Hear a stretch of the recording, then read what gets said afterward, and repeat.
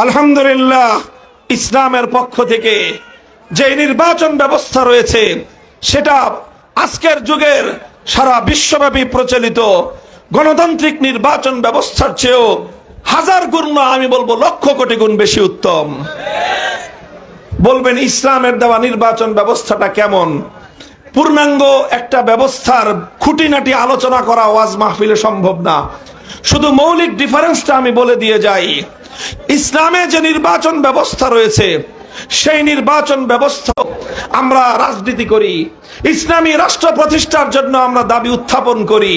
প্রশ্ন করবেন, হুজুর আপনারা তো ইসলামী রাজনীতি করেন, আপনারা যদি রাষ্ট্রের দায়িত্ব পান তাহলে সেই রাষ্ট্রের নির্বাচন ব্যবস্থা কিভাবে পরিচালিত হবে?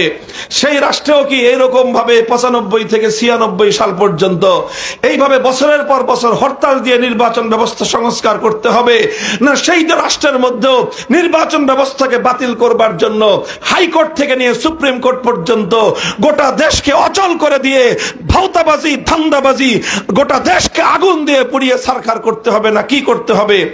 আমরা বলি যে আলহামদুলিল্লাহ, ইসলামের কাছে সেই ব্যবস্থা আছে। সেই ব্যবস্থা যদি প্রয়োগ করা হয় তাহলে নির্দ্বিধায় নির্বিচারে গোটা জাতির জন্য, সকলের জন্য একটি নির্ভুল নির্বাচন ব্যবস্থা উপহার পাওয়া যাবে। আমরা সর্বপ্রথম নির্বাচন কমিশনকে একটা গুরুত্বপূর্ণ দায়িত্ব দিব। ইসলামের পক্ষ থেকে দায়িত্ব দেওয়া হবে। কি দায়িত্ব? সে দায়িত্বটা হলো নাগরিকদের মধ্যে ভোটার আইডি কার্ড প্রদান করা। কি আইডি কার্ড? বলবেন হুজুর এখনো তো দেয়। এখন ভোটার আইডি কার্ড দেয় না, এখন নির্বাচন কমিশন দেয় ন্যাশনাল আইডি কার্ড। কি দেয়? দেখবেন সব আইডি কার্ড আপনাদের কাছে আছে, যে দেখবেন লেখা এনআইডি। এনআইডি মানে কি? ন্যাশনাল আইডি কার্ড, জাতীয় পরিচয় পত্র। বলবেন ন্যাশনাল আইডি কার্ড আর ভোটার আইডি কার্ডের মধ্যে পার্থক্য কি? ভোটার আইডি কার্ড বলা হয় ওই আইডি কার্ডকে, যে আইডি কার্ড যার কাছে থাকবে সে ভোট দিতে পারবে। ন্যাশনাল আইডি কার্ড বলে কাকে? ন্যাশনাল আইডি কার্ড বলা হবে সেই আইডি কার্ডকে যার কাছে এই আইডি কার্ড থাকবে সে রাষ্ট্রের নাগরিক বলে পরিগণিত হবে। বর্তমানে ন্যাশনাল আইডি কার্ড আর ভোটার আইডি কার্ডের মধ্যে কোনো পার্থক্য নাই। যেই বেটা ন্যাশনাল আইডি কার্ড পায় সেই ন্যাশনাল আইডি কার্ড পাওয়ার বলে সে ভোট দিতে পারে। সুতরাং রাষ্ট্রের যত নাগরিক আছে 18 বছরের চেয়ে বেশি বয়স, চাই সে যেরকম মানুষই হোক না কেন, সে চোর হোক, বাটপার হোক, দুর্নীতিবাজ হোক, ঘুষখোর হোক, সুদখোর হোক, লম্পট হোক, সে যেই হোক না কেন, ডাকাত হোক, বদমাশ হোক, খুনি হোক, যেই হোক, সে ন্যাশনাল আইডি কার্ড পায়। ন্যাশনাল আইডি কার্ডের বদৌলতে সে ভোটারও হতে পারে এবং ভোট প্রয়োগ করতে পারে। কথা বলেন ঠিক না বেঠিক? আচ্ছা বলেন, চোরেরা কি এমন কোন ব্যক্তি শাসক হোক চাইবে যেই শাসক এসে সমস্ত চোরদেরকে সাজা দিবে? দুর্নীতিবাজরা কি এমন শাসক চাইবে যেই শাসক এসে সমস্ত দুর্নীতিবাজদেরকে জেলে ভরবে? বলেন, চাঁদাবাজরা কি এমন শাসক চাইবে যেই শাসক এসে সমস্ত চাঁদাবাজ থেকে দেশ থেকে উৎখাত করবে? সুতরাং চাঁদাবাজরা ভালো শাসক চায় না, দুর্নীতিবাজরা ভালো শাসক চাইবে না, চোর বাটপাররা ভালো শাসক চাইবে না, ডাকাতরা ভালো শাসক চাইবে না, ঘুষখোররা ভালো শাসক চাইবে না, রাষ্ট্রের মধ্যে দূষিত নাগরিকরা কোনদিন নির্দোষ শাসক চায় না। এখন আমার রাষ্ট্র নিয়ে কথা বলতে গেলে তো অনেকে বলবে যে হুজুর রাষ্ট্রকে ভালোবাসেন না, রাষ্ট্রের প্রতি আমাদের পূর্ণাঙ্গ ভালোবাসা আছে। আমি আপনাদেরকে একটা সত্য কথা প্রশ্ন করব, আল্লাহ ছাড়া ভয় আর কাউকে পাবেন না। জবাব দিবেন, বাংলাদেশে যে সরকারি অফিস আদালত আছে সেই সকল অফিস আদালতগুলিতে যদি আপনারা কোনো কাজ করতে যান তাহলে ঘুষ ছাড়া, কোন ধরনের অবৈধ লেনদেন ছাড়া কত পার্সেন্ট কাজ আপনারা করতে পারেন বলেন? 100% পারেন? 50% পারেন? 20% পারেন? 10% পারেন? এটা তো এই যে আমি কাউকে শিখিয়ে দিছি জবাব। তার অর্থ হলো এই, আমার দেশের সরকারি কর্মকর্তা কারা হয় বলেন? দেশের অশিক্ষিত জনগণ। সরকারি কর্মকর্তা কারা হয়?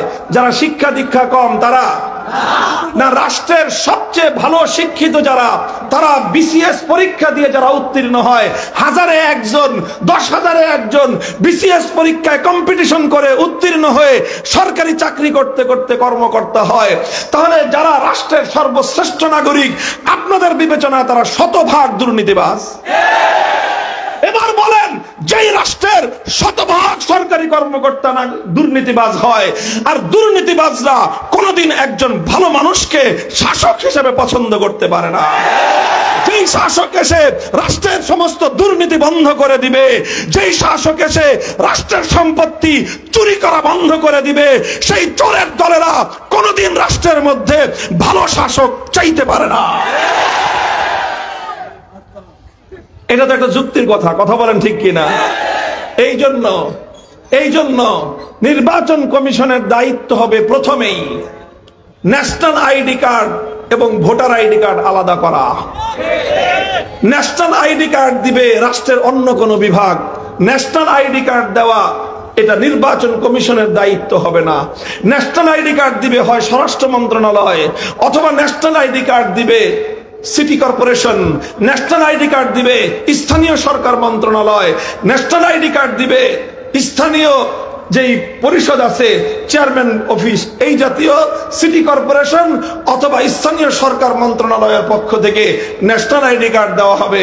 আর নির্বাচন কমিশনের পক্ষ থেকে শুধু ভোটার আইডি কার্ড দেওয়া হবে। এখন বলবেন, ভোটার আইডি কার্ড কাদেরকে দেওয়া হবে, ন্যাশনাল আইডি কার্ড কাদেরকে দেওয়া হবে? ভোটার আইডি কার্ড পাওয়ার জন্য দুটো শর্ত। কয়টা শর্ত? ইসলাম বলে একজন মানুষ ভোটার আইডি কার্ড পাওয়ার জন্য তাকে 2 শর্ত পূরণ করতে হবে। প্রথম শর্ত হলো, এই লোকটা এমন হতে হবে যে একজন ভালো শাসক নির্বাচন করার মতো, ভালো শাসক চয়েস করার মতো তার মধ্যে দক্ষতা থাকতে হবে। কোন লোকটা শাসক হলে দেশ, জনগণ এবং সবার জন্য মঙ্গল হবে, এই লোকটা বাছাই করার মতো যোগ্যতা একটা মানুষের মধ্যে থাকতে হবে। যেই লোক নিজের লুঙ্গি খুলে পড়ে গেলে খবর পায় না, যেই লোক মদ খেয়ে মাতাল হয়ে থাকে, বউকে মাকে পার্থক্য করতে পারে না, তো সেই লোকটা কিভাবে রাষ্ট্রের জন্য, কোন লোকটা শাসক হলে জনগণের কল্যাণ হবে, সে কি সেটা নির্ণয় করতে পারবে? তাহলে প্রথম দক্ষতা হলো এমন ব্যক্তি হতে হবে যে রাষ্ট্রের জন্য, জাতির জন্য কোন লোকটা শাসক হলে কল্যাণ হবে, এইটা যে বাছাই করতে পারে, এটা হলো তার প্রথম যোগ্যতা। 2 নম্বর যোগ্যতা হলো তার মধ্যে আমানতদারি থাকতে হবে। কি থাকতে হবে? আমানতদারি কাকে বলে? যে 5,000 টাকা খেয়ে যে ভোট বিক্রি করে দেয় তাকে আমানতদার। কাকে বলে? যে 2 প্যাকেট আকিস বিড়ি খেয়ে যে একজনকে ব্যালট বাক্সের মধ্যে সিল মারে তাকে বলা হয় আমানতদার। নিজের ব্যক্তি স্বার্থ উদ্ধার করার জন্য অযোগ্য ব্যক্তিকে যে ভোট দেয় তাকে বলে আমানতদার। গোষ্ঠী স্বার্থ উদ্ধার করার জন্য যোগ্য ব্যক্তিকে বাদ দিয়ে অযোগ্য ব্যক্তিকে যে ভোটাধিকার প্রয়োগ করে সেই লোকটাকে আমানতদার। তো যার মধ্যে আমানতদারি থাকবে, যার মধ্যে দক্ষ লোক চিনবার যোগ্যতা থাকবে, এই 2 ক্রাইটেরিয়ার ভিত্তিতে যাচাই করে বাছাই করে গোটা রাষ্ট্রের সমস্ত জনগণের উপর এই ধরনের পরীক্ষা নিরীক্ষা চালিয়ে নির্বাচন কমিশন ভোটার আইডি কার্ড প্রদান করবে। কাজেই ভোটার আইডি কার্ড ওই সকল লোকেরা পাবে না যারা জনগণের সম্পদ চুরি করে।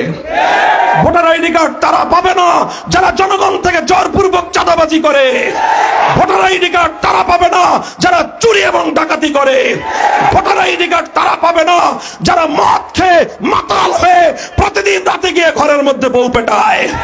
ভোটার আইডি কার্ড তারা পাবে না যারা জনগণের জীবনকে দুর্বিষহ করে তোলে।